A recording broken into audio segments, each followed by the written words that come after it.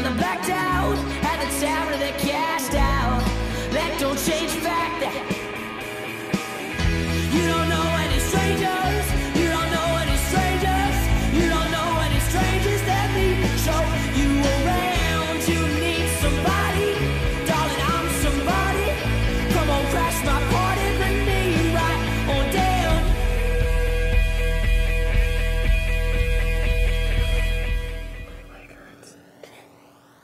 Good morning, Bears. Welcome back to Kickin' It.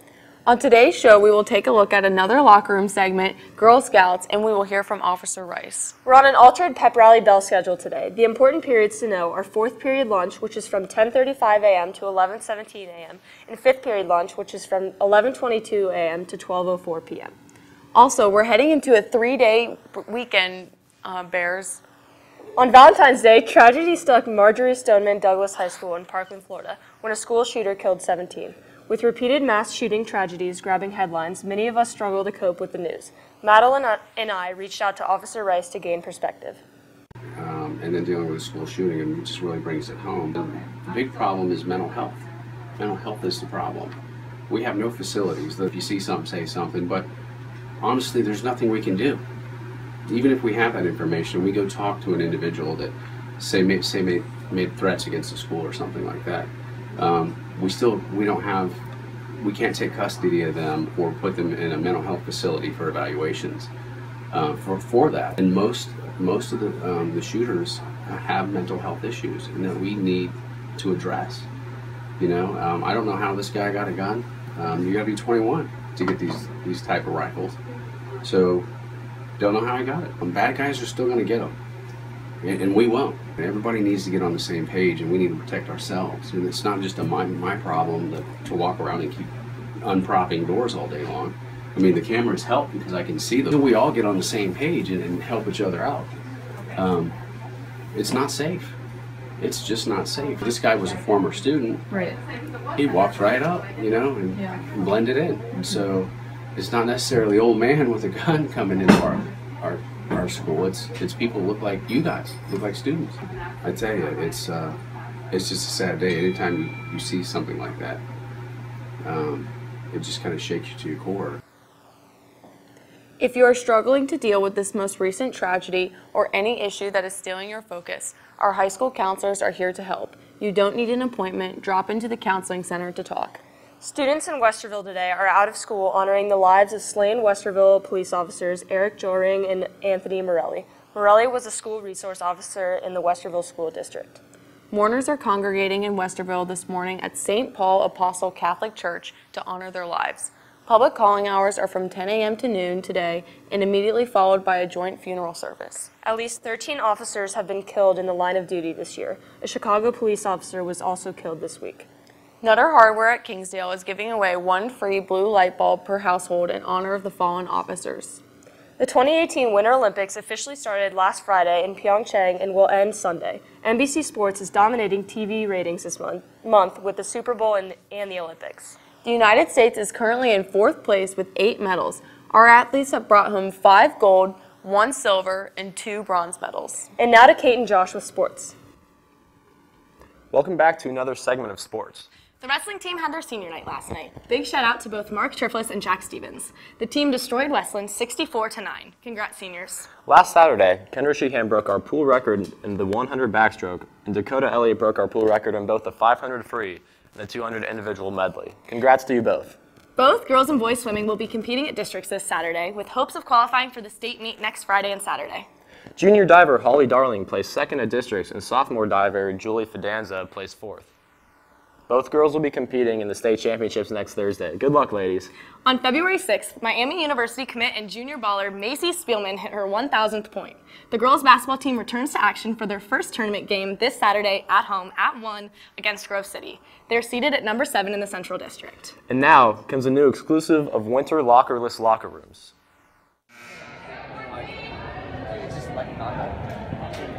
Hey UA, welcome to the cheer crib. Hope you don't get too jealous. I know it's the best locker room. Welcome. As you can see, we have this nice area up front here where we keep our bags. There's lots of room. The lighting's perfect to do your lip gloss in here and get ready for the game. Reduce, reuse, recycle. Go Bears!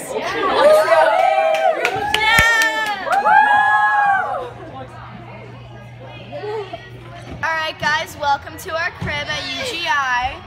It's back here. This is our locker room. Okay, so this is where we keep all of our stuff. We leave it on the ground because we don't have cubbies. So all the club girls get cubbies, but we don't. It's their space, not ours. Yeah, because we don't get provided. So we practice here, but we don't get to compete here. We have a tiny closet in the freshman gym that no one knows about. Well, some people know about it, and they come and destroy our stuff. Yeah, our beam has like scratches in it. They stabbed it. And there's like spiders. And we have to touch it. This has been Kate Gomez and Josh Cole reporting for WARL. Despite our gymnastics Bears' lack of locker room, they had no trouble locking up an OCC championship last weekend.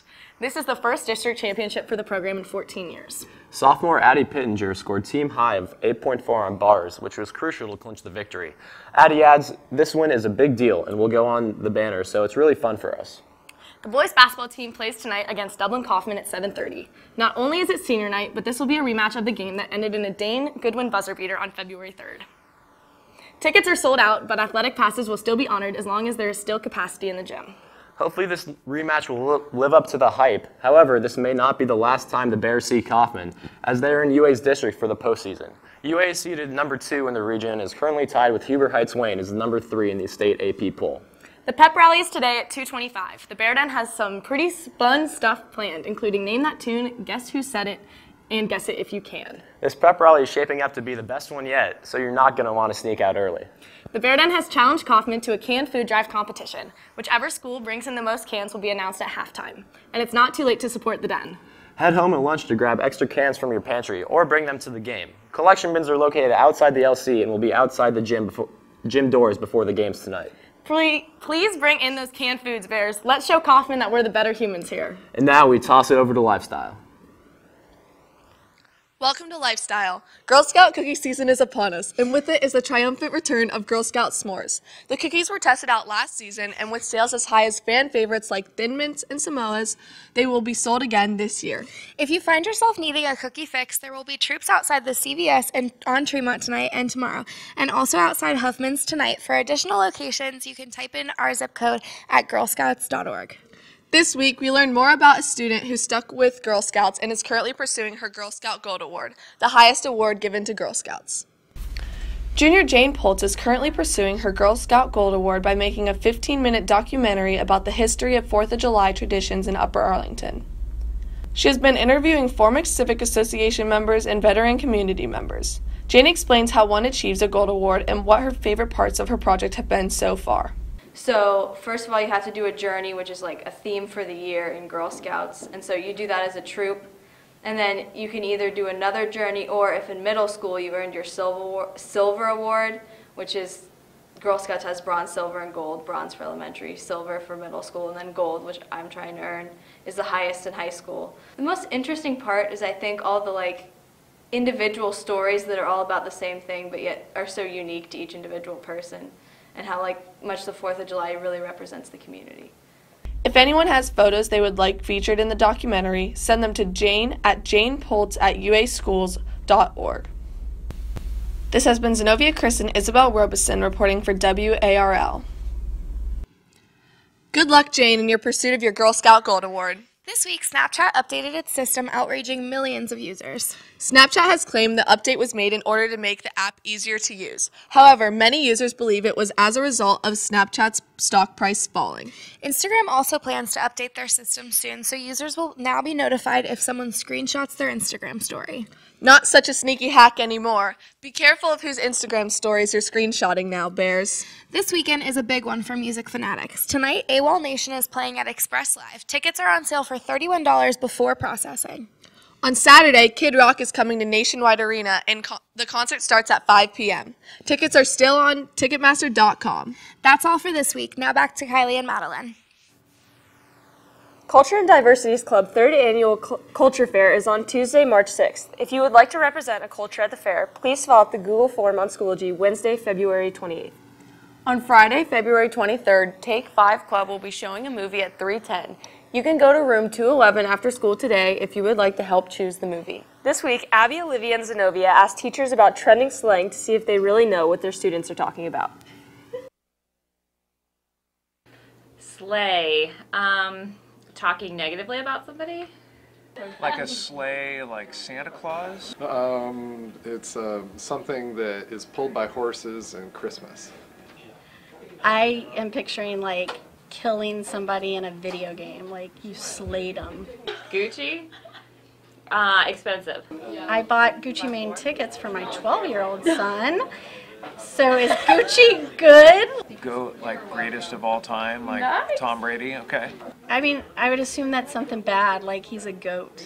Ghosting is where you're texting somebody or talking to somebody. I don't get the whole talking to thing, but they're talking and then all of a sudden they stop talking to you. That's when you break up with somebody just by disappearing electronically.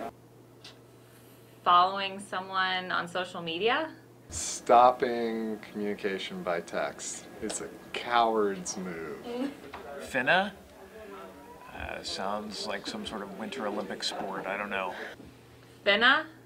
Like you're finished with something. Is Finna a girl's name? I don't know. Like if you roll the dice, it's taking a chance. So maybe it's something about a chance. Chop vegetables into small cubes. The dice is leave. Roast?